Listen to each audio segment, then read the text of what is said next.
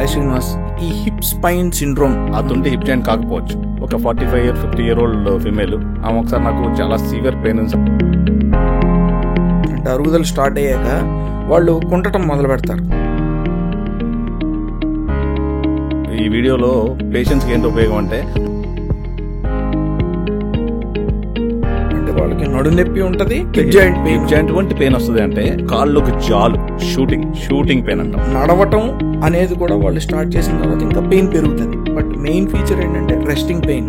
మీరు how often patient మీ దగ్గరకు వచ్చిన తర్వాత ఎన్నిసార్లు స్పైన్ సర్జరీని పంపిస్తారు? And the problem is young patients. ఈ ఎస్ఐ జాయింట్ ప్రాబ్లమ్ నడువు నొప్పి లాగానే కనిపిస్తుంది, మోస్ట్లీ నడువు నొప్పి లాగానే కనిపిస్తుంది. మనం అనుకున్నట్టు ఇందాక పాదం వరకు కూడా నొప్పి వస్తుంది. Hi Srinivas, welcome to wisdom talks podcast episode. Thank you. ఇవాళ మనం ఈ ఎపిసోడ్లో ఏంటంటే ఈ హిప్ స్పైన్ సిండ్రోమ్ గురించి డిస్కస్ చేద్దాం. అంటే బేసికలీ లేమన్ లాంగ్వేజ్లో ఈ హిప్ స్పైన్ సిండ్రోమ్ అంటే బేసికలీ అది కన్ఫ్యూజన్, తొంటి నొప్పికి నడుం నొప్పికి మధ్య. అంటే మనం చాలా మంది పేషెంట్స్ని చూస్తూ ఉంటాం, అండ్ నువ్వు కూడా చాలా మందిని గమనించి ఉంటావు. దట్ పేషెంట్కి ఏంటంటే బేసిక్ ప్రాబ్లమ్ వాళ్ళకి హిప్ జాయింట్ అంటే తొంటిలో ఉంటుంది, తొంటి జాయింట్లో ఉంటుంది. కాకపోతే వాళ్ళు ఏంటంటే నడు నొప్పితో వస్తూ ఉంటారు. కొంతమంది ఏంటంటే వాళ్ళు ఇన్వెస్టిగేషన్స్ అన్నీ కూడా స్పైన్కి జరిగిపోయి ఉంటాయి, కానీ అసలు పెథాలజీ అంటే జబ్బు వచ్చేటప్పటికి వాళ్ళకి హిప్ జాయింట్ అని డయాగ్నోస్ అవుతూ ఉంటుంది. సో ఇంత కన్ఫ్యూజింగ్గా ఉంటుంది ఈ హిప్ జాయింట్ పెయిన్ తర్వాత లో బ్యాక్ పెయిన్ అనేది. సో మీరేమనుకుంటారు, అసలు ఈ హిప్ పెయిన్ బ్యాక్ పెయిన్కి కన్ఫ్యూజన్కి మెయిన్ రీజన్ ఏంటి అని? డెఫినెట్గా మీరు చెప్తున్నాయి చాలా ఫ్రీక్వెంట్గా చూస్తూ ఉంటాము కన్ఫ్యూజన్. మీరు ఇందాక అంటున్నారు, మీరు తుంటి అన్నారు. తుంటికి మీరు ఇంగ్లీష్లో ఏమంటున్నారు? హిప్ జాయింట్ అంటున్నారు. కానీ లేమెన్ దగ్గర ఆ తుంటి హిప్ జాయింట్ కాకపోవచ్చు. నాకు చాలా సమయాల్లో పేషెంట్ వచ్చేసి నాకు తుంటి నొప్పి సార్ ఎట్లా చూపిస్తారు. ఓకే, మీరు చెప్పిన హిప్ జాయింట్ ఇక్కడ ఉంటుంది. ఓకే, చాలా తుంటి నొప్పి సార్. సో ఇది కన్ఫ్యూజన్ ఏంటంటే confusion about the language you use. అది ఫస్ట్ డెఫినెట్ గా. దానికి బయోమెకానికల్ రీజన్స్ చాలా పెద్ద రీజన్స్ ఉంటాయి, అది వేరే విషయం. ఇది will start this with one story. నాకు ఒక ఎక్స్పీరియన్స్ ఉంది, దాంతో స్టార్ట్ చేస్తాను. ఒక 45-50 ఫీమేల్ ఎంప్లాయీ ఆమె ఒకసారి నాకు చాలా సీవియర్ పెయిన్ ఉంది సార్, నాకు హిప్ జాయింట్ బాగా పెయిన్ వస్తుంది, నడవలేకపోతున్నాను, పడుకోలేకపోతున్నాను, నిద్ర రావట్లేదు సార్ నాకు. ఎన్ని రోజుల నుంచి అమ్మా? 6 months నుంచి సార్ నాకు ఇలాగా. ఏం చేసావమ్మా? ఇన్ని రోజులు ఏం చేసావమ్మంటే సార్ ఒక బ్యాగ్ లోంచి ఒక కట్ట ఇన్వెస్టిగేషన్ తీసి చూపించారు నాకు. ఓకే, చూపించి ఇవన్నీ అయింది సార్, నాకు ఆయన నొప్పి తగ్గట్లేదు సార్. నేను చెక్ చేస్తే ఫస్ట్ ప్రైమరీ ఫిజిషియన్ ఒకళ్ళు చూశారు, తర్వాత ఆర్థోపెడిక్ సర్జన్ ఒకళ్ళు చూశారు, తర్వాత హిప్ స్పెషలిస్ట్ చూశారు, వాళ్ళు చూశారు, వీళ్ళు చూశారు, ఒక 5-6 చూశారు. చూసిన తర్వాత ఏం చేశారు? ఫస్ట్ ఎక్స్రే, ఎంఆర్ఐలో ఎంఆర్ఐలో గ్రేడ్ 1 గ్రేడ్ 2 ఆర్థరైటిస్ ఉంది, which is correlating definitely. So correlating ఉంది కాబట్టి పేషెంట్ సివియర్ పెయిన్ చెప్తున్నారు కాబట్టి మెడికేషన్ ఇచ్చారు, ఫిజియోథెరపీ చేయించారు. తర్వాత ఒక ఫిజిషియన్ అయితే ఒక ఇంట్రాఆర్టికులర్ ఇంజెక్షన్, హిప్ ఇంజెక్షన్ కూడా ఇచ్చారు. ఓకే, ట్రీట్మెంట్స్ అన్ని జరిగిపోయినాయి. హిప్ జాయింట్ ప్రాబ్లం అనుకుని చేశారు కంప్లీట్ గా. Patient came to me, but lucky నాకంటే ఆల్రెడీ హిప్ జాయింట్ లో అన్ని ఇన్వెస్టిగేషన్స్ అయినాయి కాబట్టి నేను ఎగ్జామిన్ చేస్తున్నప్పుడు ఐ హ్యావ్ ఎ డౌట్, ఒక స్పైన్ ప్రాబ్లం ఏమో చిన్న డౌట్ వచ్చింది నాకు. వచ్చినప్పుడు ఎంఆర్ఐ చేశాను. ఎంఆర్ఐ చేస్తే surprisingly L1, L2, L2, L3 severe stenosis. అంటే L1, L2, L2, L3 అంటే ఏంటంటే ప్రతి నర్వ్ కి, ఇప్పుడు కామన్ మ్యాన్ చెప్పడం కోసం L1, L2, L2, L3 అంటే ఇక్కడ నడుములో ఒక 5 ఉంటాయి, 5, 4, 3, 2, 1 అంటాం. ఈ డిస్క్లు ఉంటాయి. ఈ ఏవైతే నర్వ్స్ వస్తాయో ఇవి కాల్లో పర్టికులర్ భాగాన్ని సప్లై చేస్తూ ఉంటాయి. ఇప్పుడు L1, L2 అన్నది, L2, L3 అనేది ఏంటంటే ఈ తొడ ముందు భాగాన్ని సప్లై చేస్తాయి. ఇవి కంప్రెస్ అయినప్పుడు ఏమైందంటే ఎక్కడైతే తొడ ముందు భాగం ఉందో ఆ తొడ ముందు భాగానికి నొప్పి వస్తుంది. Okay, so which is confusing with hip joint. ఎందుకంటే హిప్ జాయింట్ అదే రీజియన్ లో, అదే ప్లేస్ లో వస్తుంది. ఈ నర్వ్స్ ఎక్కడైతే కంప్రెస్ అయిన నర్వ్స్ సప్లై చేస్తున్నాయో అదే ప్లేస్ లో హిప్ జాయింట్ కూడా ఉంది. ఈ నర్వ్స్ హిప్ జాయింట్ కావాల్సిన సెన్సేషన్ కూడా సప్లై చేస్తూ ఉంటాయి. సో ప్రాబ్లం ఏమవుతుందంటే concept of referred pain. Referred pain మీరు కరెక్ట్ చెప్తారు. అంటే రిఫర్డ్ పెయిన్, ఈ రిఫర్డ్ పెయిన్ అన్నది ఇప్పుడు కన్ఫ్యూజన్. మనం ఇంత పెద్ద టాపిక్ చెప్పుకుంటున్నాము అంటే there is lot of confusion in the air. So we have to address that. నేను అందుకోసం అని చెప్పి మీకు ఒక ఎగ్జాంపుల్ తో స్టార్ట్ చేశాను. ఓకే, ఎందుకు వస్తుంది అన్న దాంట్లో ఒకటి ఏంటంటే ఇది యూజువల్ గా 50 years తర్వాత వస్తుందండి ఈ కన్ఫ్యూజన్ అన్నది. ఎందుకంటే 50 years తర్వాతే ఈ రెండు హిప్ జాయింట్ లో కానీ లోవర్ లంబార్ స్పైన్ అంటాం, స్పైన్ లో కింద భాగం ఏదైతుందో రెండింటికి డీజనరేషన్. ఇప్పుడు మోకాళ్ళు అరిగినట్టే హిప్ తుంటి జాయింట్ అంటే క్షీణత మేబీ అరుగుదల అన్నది ఆస్టియో ఆర్థరైటిస్ అనేది హిప్ జాయింట్ కూడా అదే టైంలో వస్తుంది. At the same time lumbar spine నడుములో కూడా అదే టైంలో డిజనరేషన్ వస్తుంది. డిజనరేషన్ వచ్చినప్పుడు ఏంటంటే రెండింటికి ఒకేసారి ప్రాబ్లం వచ్చే అవకాశం ఉంది. రెండింటికి కానీ సిమ్టమ్స్ ఒకదాని వల్ల అయ్యి ఉండొచ్చు, ఒకదాని వల్ల అయ్యి ఉండొచ్చు, రెండింటి వల్ల అయ్యి ఉండొచ్చు. సో అందుకే మీరు చెప్తున్నట్టు హిప్ పెయిన్ సిండ్రోమ్ కన్ఫ్యూజింగ్ గా ఉంది, ఎందుకంటే దాని వల్ల వస్తుంది. అది ఒక రీజన్. అది ఒక reason. I think second reason biomechanical principles. Actually biomechanics plays major role. అంటే నేను గమనించింది ఏంటంటే హిప్ జాయింట్ పెథాలజీ అంటే బేసిక్ కీల్లో ఏదైనా ప్రాబ్లం ఉంటే వాళ్ళకి మీరు అన్నట్టు ఇందాక ఆ డీజనరేషన్ అంటే అరుగుదల స్టార్ట్ అయ్యాక వాళ్ళు కుంటటం మొదలు పెడతారు. ఆ కుంటటం మొదలు పెట్టాక ఏంటంటే స్పైన్లో అంటే ఆ వెన్నెముక కొంచెం ఒక పక్కకు వంగుతుంది. మీరు ఐ థింక్ సైంటిఫికలీ స్కోలియోసిస్ అంటారు కదా. సో ఆ పక్కకు వంగటం వల్ల ఆ బయోమెకానిక్స్ రోజు ఇంకంటే ఇయర్స్ టుగెదర్, మంత్స్ టుగెదర్ వాళ్ళు అలా కుంటటం వల్ల నడుములోంచి అబ్నార్మల్గా ఫోర్సెస్ అనేవి పాస్ అయ్యి అది కూడా ఒక రీజన్ అవ్వచ్చు. అప్పుడు మీరు అన్నట్టు వాళ్ళకి రెండు పెథాలజీస్ అంటే వాళ్ళకి నడునొప్పి ఉంటది, హిప్ జాయింట్ పెయిన్ ఉంది, దాని ద్వారా నడునొప్పి కూడా సెకండరీగా వచ్చేస్తుంది. సో అలాంటి టైమ్స్ లో ఏంటంటే మనం రెండింటినీ అడ్రస్ చేయాల్సిన అవసరం ఉంటుంది. డెఫినెట్ గా.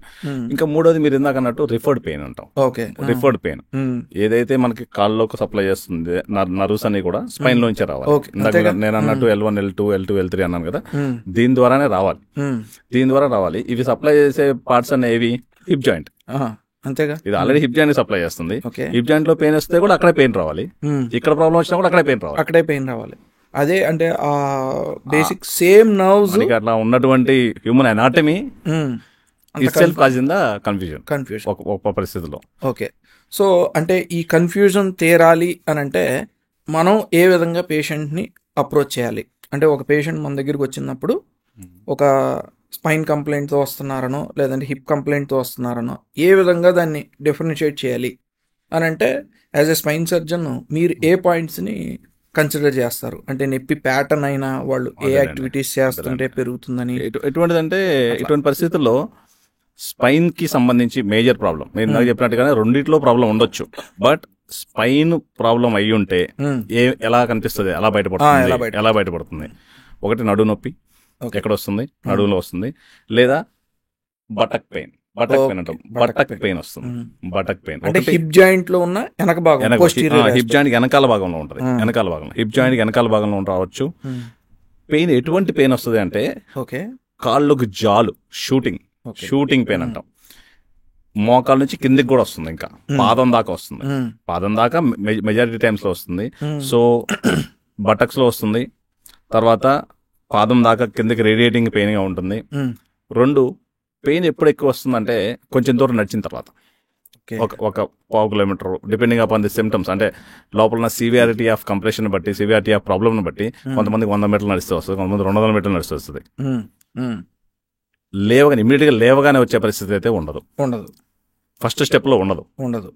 మీరు ఆ హిప్ చెప్పినప్పుడు మీరు అది డిఫరెన్స్ చెప్పగలుగుతారు. మీరు హిప్ లేచి నిలబడ్డప్పుడు బాగానే ఉంటది, 4 అడుగులు లేచినా బాగానే ఉంటది. డిపెండింగ్ అపాన్ సివియారిటీ కొంతమంది 100 మీటర్లు దాటితే, కొంతమంది 200 మీటర్లు దాటితే, కొంతమంది ½ కిలోమీటర్ తర్వాత నడుము నొప్పి వస్తుంది, ఆ కాల్లో జాలు వస్తుంది.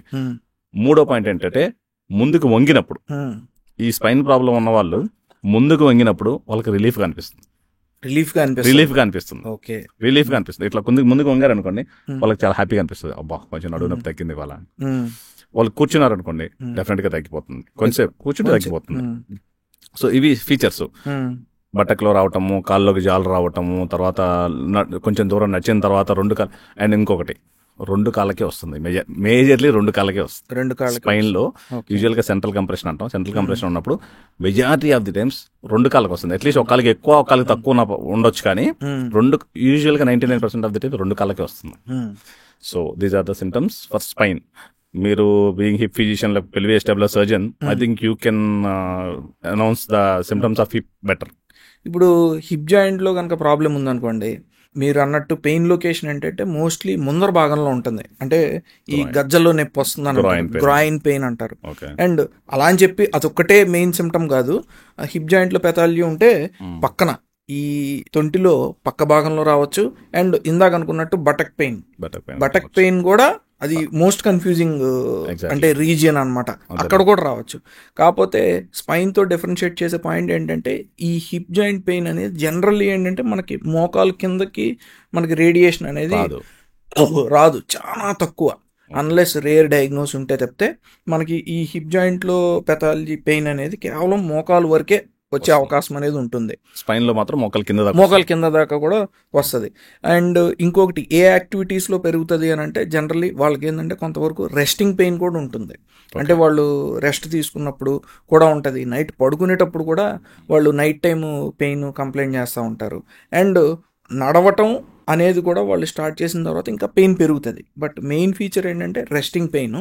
అండ్ ఇంకోటి ముందరికి వంగినప్పుడు అలా కూడా హిప్ జాయింట్లో బాగా సివియర్ ఆర్థరైటిస్ ఉందనుకో, అప్పుడు కూడా వాళ్ళకి పెయిన్ అనేది బాగా పెరగటం అనేది వాళ్ళు గమనిస్తూ ఉంటారు. సో మొదటి అడుగుకే పెయిన్ వచ్చింది అంటే మీరు స్పైన్ అంటారా, హిప్ అంటారా? హిప్ జాయింట్ పెథాలజీలో మొదటి అడుగు నుంచే వాళ్ళకి పెయిన్ పెరగటం అనేది జరుగుతుంది. అదొక కొంచెం క్లాసికల్ ఫీచరు. అండ్ హిప్ జాయింట్లో పెయిన్ అనేది పెయిన్ క్యారెక్టరిస్టిక్ ఏంటంటే ఆ రేడియేషన్ పెయిన్ అనేది కొంతవరకు తక్కువ. అక్కడే ఏకింగ్ పెయిన్ అంటే మెయిన్లీ ఒక సైట్ ఆఫ్ పెయిన్ అనేది ఒక రీజియన్ నుంచి బాగా వస్తుంది అనే చెప్తారు. ఈ రేడియేషన్ అంటే కిందకి వెళ్ళటం పైకి వెళ్ళటం అనేది తక్కువ ఉంటుంది. ఆ టైప్ ఆఫ్ పెయిన్ వీళ్ళకి తక్కువ ఉంటుంది. అండ్ ఇంకోటి ఏంటంటే మనం క్లినికల్ ఎగ్జామినేషన్ పాయింట్ మనకి నడుం నొప్పి కనుక ఉంటే వాళ్ళకి హిప్ జాయింట్లో రేంజ్ ఆఫ్ మోషన్ అంటే వాళ్ళ జాయింట్ యొక్క కదలిక అనేది చాలా బాగుంటుంది. కానీ హిప్ జాయింట్ పెథాలజీ అంటే 20 కీల్లో కనుక వాళ్ళకి ప్రాబ్లం ఉంటే కనుక ఆ జాయింట్లో కదలిక అనేది చాలా సిగ్నిఫికెంట్గా తగ్గిపోతూ ఉంటుంది. అది పేషెంట్స్ కొంతమంది చెప్తా ఉంటారు. అండ్ మనం శారీరకంగా వాళ్ళని పరీక్ష చేసినప్పుడు కూడా మనం ఈ పాయింట్ గమనించవచ్చు. ఓకే, ఈ కుంటడం ఎవరన్నా పేషెంట్ లోపలికి వస్తున్నారు, have a hip spine problem confusion ఉంది, కుంటుతున్నారు అంటే అది మీ హిప్ ప్రాబ్లం అంటారా, మా స్పైన్ ప్రాబ్లం అంటారా? ఈ కుంటటం అనేది ఓన్లీ కుంటుతున్నారు, వాళ్ళకి ఇంకేమీ కంప్లైంట్ లేదు, పెయిన్ ఒక్కటే అంటే ఒక దగ్గరే పెయిన్ చెప్తున్నారంటే mostly it's hip pathology. Okay, కాకపోతే మీరు స్పైన్లో జనరల్ ఏంటంటే డిస్క్లో ప్రొలాప్స్ అంటే డిస్క్ జారినప్పుడు కూడా చూస్తూ ఉంటారు కాబట్టి మేము దాన్ని కుంటడం అనం, మేము లిస్ట్ అంటాం. మీరు లింప్ అంటారు, మేము లిస్ట్ అంటాం. మా దగ్గర ఏంటంటే స్పైన్ ప్రాబ్లం వస్తే పేషెంట్ ఇలా పక్క వంగిపోతారు. ఓకే, మీరేంటే హిప్ ప్రాబ్లం ఏంటంటే నడుస్తున్నప్పుడు కుంటతం తెలుస్తుంది, కుంటడం వేరు, మంచి పక్క ఒరిగిపోవడం వేరు. ఓకే, సో నాకు తెలిసి అది యాక్చువల్గా క్లియర్ చేద్దాం అనుకుంటున్నాను. మీరు చెప్తే ఎవరైనా కుంటున్నారంటే అది హిప్ ప్రాబ్లము, అంతే. ప్రాబ్లీ పక్కకు వంగిపోతున్నారని అంటే అప్పుడు స్పైన్ ప్రాబ్లం మనం సస్పెక్ట్ చేయొచ్చు. సో అంటే ఈ కన్ఫ్యూజన్ ని మనం క్లియర్ చేయాలి అని అంటే ఇన్వెస్టిగేషన్స్ పరంగా అంటే టెస్ట్లు పరంగా ఏ విధంగా దీన్ని అప్రోచ్ చేస్తారు? ఇన్వెస్టిగేషన్స్ పరంగా అంటే ఫస్ట్ క్లినికల్ ఎగ్జామినేషన్, మనం దాని నుంచి ఎంఫసైజింగ్ ఆన్ క్లినికల్ ఎగ్జామినేషన్, మన దాని ఇంపార్టెన్స్ మాట్లాడుకుంటున్నాం మనం దాని నుంచి కూడా. Clinical examination plays major role. Investigations అంటే ఏంటంటే మీకు రెండింటికి చేయటం అన్న కాన్సెప్ట్ అవాయిడ్ చేస్తే మంచిది. రెండింటికి, హిప్ కి స్పైన్ కి రెండింటి. అట్లీస్ట్ క్లినికల్ ఎగ్జామినేషన్ లో రోజు కింద పేషెంట్ చూస్తున్నప్పుడు at least we have a doubt, hip spine అర్థం అవుతుంది కాబట్టి ప్రాబబ్లీ ఎక్స్రేస్ తీయించినప్పుడు నాకు చెప్పాలనుకుంటున్న పాయింట్ ఏంటంటే ఎక్స్రేస్లో ఈ ఎల్ఎస్ పెయిన్ తీయించినప్పుడు ఏంటంటే ఎల్ఎస్ పెయిన్ కేయూబీ అని తీస్తూ ఉంటాం. సో దట్ అంటే కొంతవరకు మనకి హిప్ పెథాలజీ ఉన్నా సరే హిప్ ఎక్స్రే కూడా అందులో వచ్చేటట్టు generally initial stages of my practice I used to do LS spine AP lateral and pelvis AP అంటే 3-4 ఎక్స్రేలు వేసేవాడిని. తర్వాత సీనియర్స్ వాళ్ళ ఓపీడీలోకి వచ్చినప్పుడు వాళ్ళు చేసి మీరు చెప్పినట్టు కేయూబీ ఎక్స్రే కేయూబీ అని చేసి 2 కలిపి ఒకసారి వచ్చేటట్టు ఎక్స్రే చూస్తున్నారు. So maybe X-ray where you can cost cutting కొంచెం తక్కువ కాస్ట్ లో అయిపోతుంది. ఎక్స్రేస్ లో ఏమీ తెలియట్లేదు, but still pain is not coming down, we go for MRIs, CTs or MRIs. So CT MRIs లో 99% బయటపడిపోతుంది. సో వచ్చిన తర్వాత ఇంకా ట్రీట్మెంట్. మీరు హౌ ఆఫెన్ పేషెంట్ మీ దగ్గరకు వచ్చిన తర్వాత ఎన్నిసార్లు స్పైన్ సర్జరీకి పంపిస్తారు మీరు? What is the percentage of patients you send it for spine surgery? I think నెలకి నాకు తెలిసి ఒక 4 to 5 పేషెంట్స్ని క్రాస్ రెఫరల్ కోసం పంపించినట్టే నాకు జ్ఞాపకం. ఎందుకంటే మన ఇద్దరం పక్కన రూముల్లోనే ఓపీడీలో కూర్చుంటాము. సో పేషెంట్ ఏంటంటే యాక్చువల్లీ హిప్ పెయిన్ అని వస్తూ ఉన్నారు, అంటే తొంటి నొప్పి, ఇందాక అనుకున్నట్టు లేమెన్ లాంగ్వేజ్లో వాళ్ళు చెప్తా ఉంటారు. వాళ్ళ కథ నేను అంతా ఇన్వెస్టిగేట్ చేసిన తర్వాత అంటే నేను డీల్ చేసే ప్రాబ్లం కాదు, మేబీ ఒక స్పైన్ సర్జన్ ఒపీనియన్ కావాలి అని అనుకుని నాకు తెలిసి ఒక 4 to 5 పేషెంట్స్ ని ఎవ్రీ మంత్ నీకు పంపిస్తాను అని నాకు అనిపిస్తుంది. మేము చూసినప్పుడు కూడా స్పైన్ అని వస్తారు వాళ్ళు.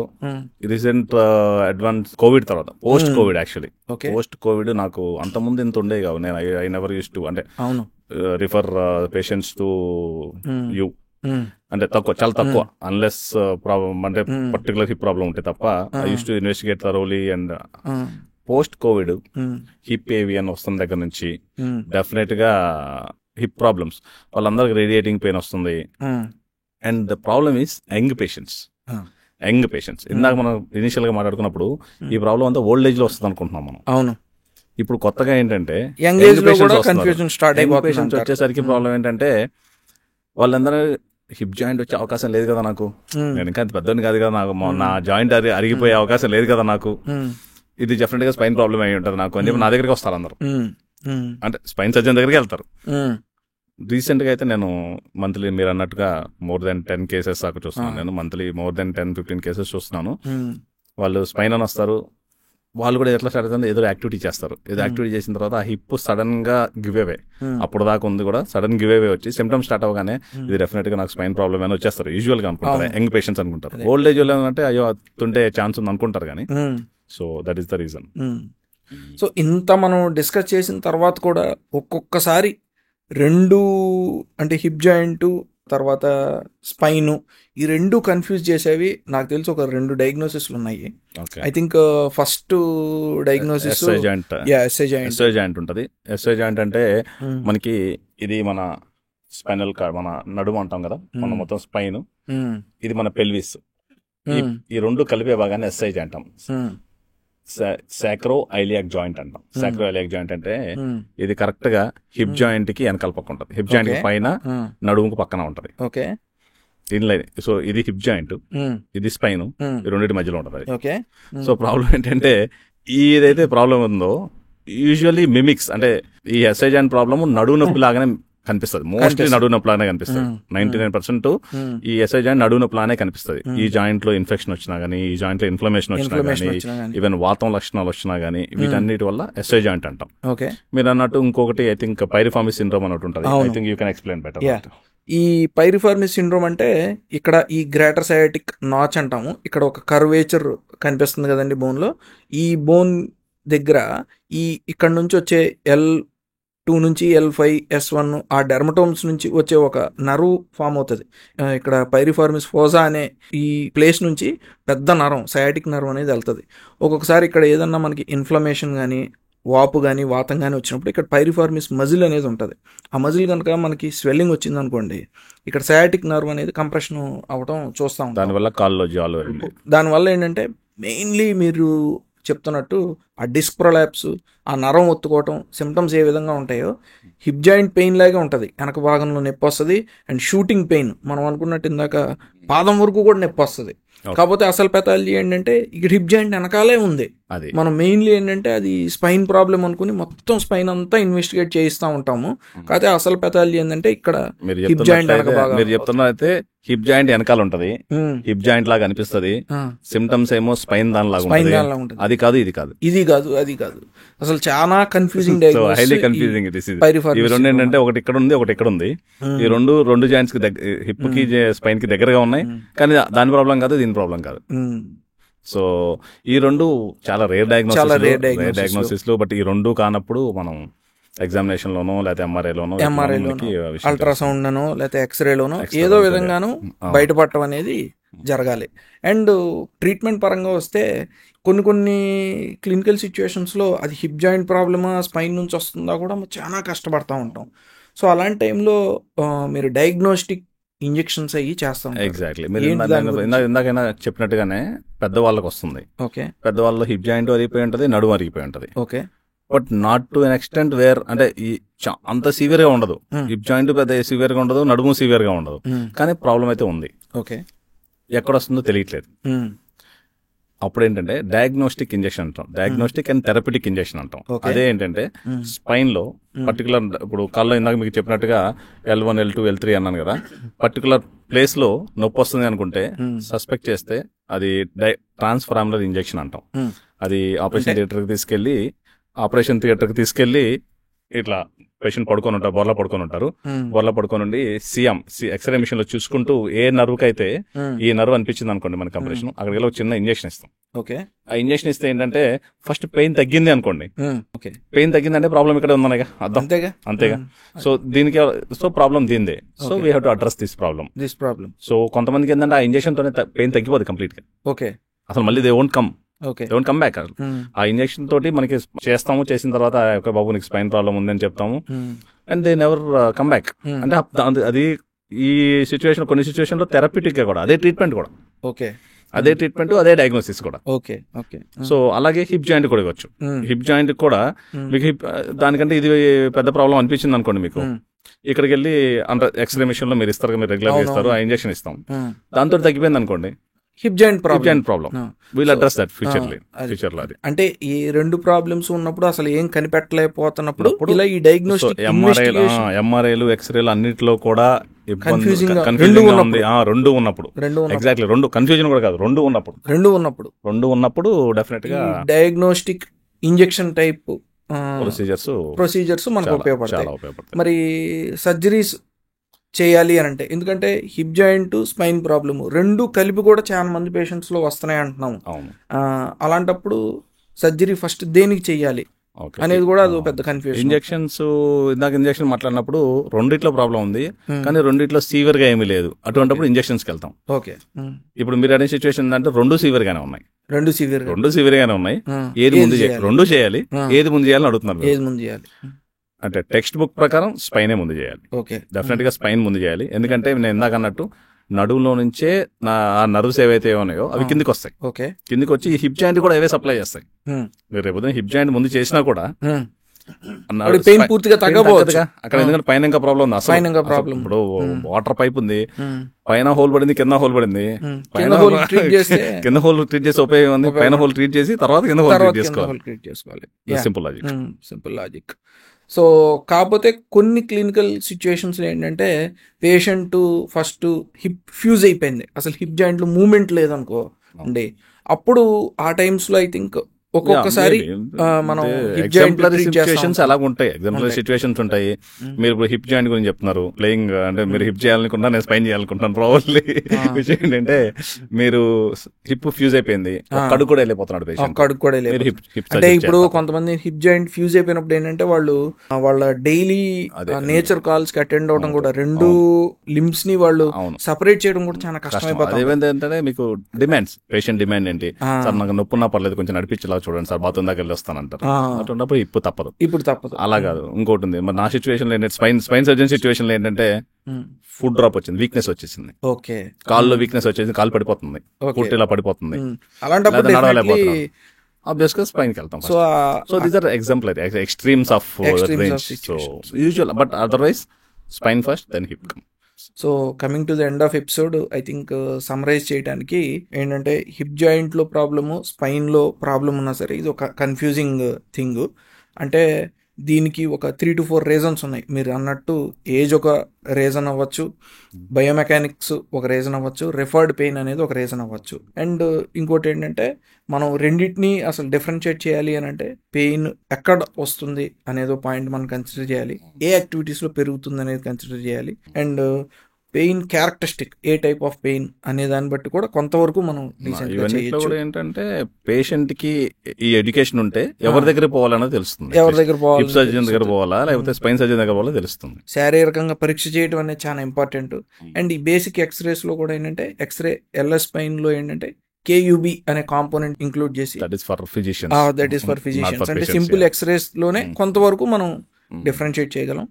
అండ్ ఈ డయాగ్నోస్టిక్ ఇంజెక్షన్స్ అనేది చాలా కొత్తగా ఉన్నది, అండ్ దీనివల్ల చాలా వరకు మనం హాఫ్ ద టైమ్స్ ట్రీట్మెంట్ కూడా అయిపోతుంది. అండ్ రెండు సర్జరీస్ చేయాలంటే మెయిన్లీ మనం ఫస్ట్ స్పైన్ ప్రాబ్లమ్ అడ్రస్ చేశాక హిప్కి వస్తేనే 90% ఆఫ్ ద టైమ్స్ బెటర్ అని చెప్పి మీరు చెప్తున్నారు. డెఫినెట్గా ఏంటంటే పేషెంట్స్కి ఈ వీడియోలో పేషెంట్స్ కి ఏంటి ఉపయోగం అంటే ముందే వాళ్ళు సెల్ఫ్ అసెస్ చేసుకొని వాళ్ళు అసెస్ చేసుకొని ఎక్కడికి వెళ్ళాలో తెలుస్తుంది. ఈ వీడియోలో ప్రాపర్ గా అర్థం చేసుకుంటే హిప్ సర్జన్ దగ్గరికి వెళ్ళాలి, స్పైన్ సర్జన్ దగ్గరికి వెళ్ళాలో తెలుస్తుంది. అండ్ బేసిక్ ప్రైమరీ ఫిజిషియన్స్ కూడా వాళ్ళు ఎగ్జామినేషన్ చేసేటప్పుడు మనం ఇప్పుడు చెప్పిన పాయింట్స్ అన్ని కూడా అంటే ఎక్స్ట్రా రాంగ్ వేలో ఇన్వెస్టిగేషన్స్ ఎక్కువ చేసుకోకుండా ఉపయోగపడుతుంది. Yeah, that's a good point. So thank you for taking your time and educating us. Thank you, Srinivas.